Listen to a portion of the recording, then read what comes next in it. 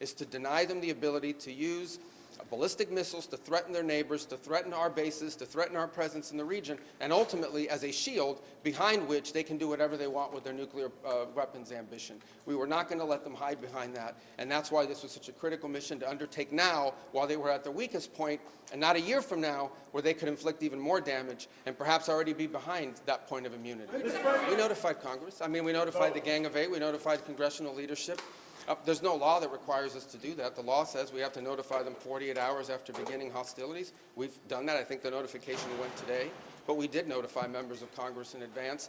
But we can't notify 535 members of Congress. Vote to authorize the war. Well, the Congress can vote on whatever they want, but there's no law that requires us to do that. And I want to say something because I see people on TV. Look, that's fine. If they want to take a war powers vote, they can do that. They've done that. They've done that a bunch of times.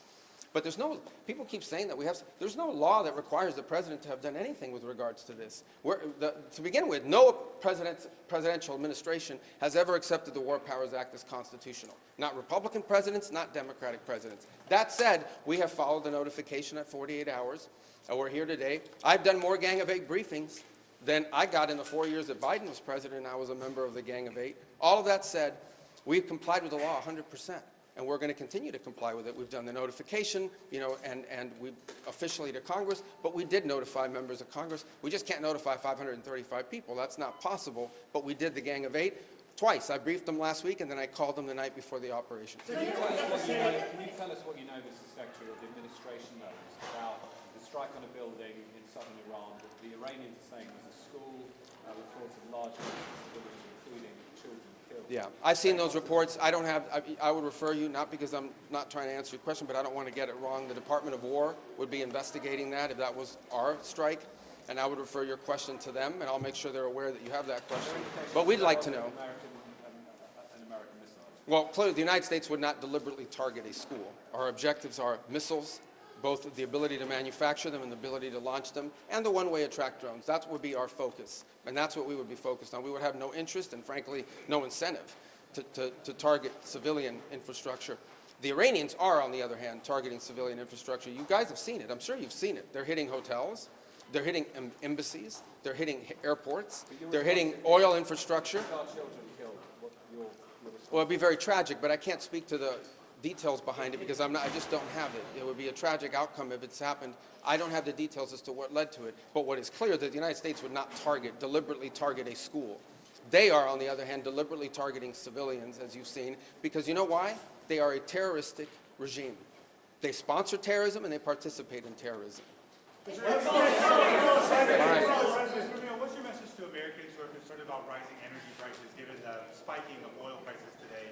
Yes, and we knew that going in would be a factor, and so we have a program in place that will begin to be implemented by Secretary Wright, Secretary Bessent. We talked about it last night, again, about this program. We talked this morning, and starting tomorrow, you will see us rolling out those phases to try to mitigate against that. Obviously, markets are going to be reacting to news about what's happening. And again, a reminder, think about it, okay? This terroristic regime, led by radical clerics, has the ability, potentially, to shut off 20% of global energy. That's the kind of leverage they have because of their Navy. We're going to destroy their Navy.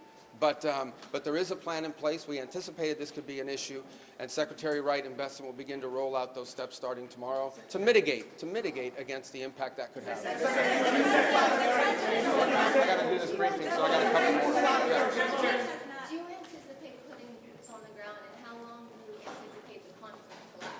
Well, we don't. Let me say two things about it. Number one, the president always has the options to undertake whatever operations he decides to do as the commander-in-chief. That said, we believe the objective that we have set for this mission, which is the destruction of their ballistic missile capabilities, both launch capability and manufacturing, can be achieved without ground forces.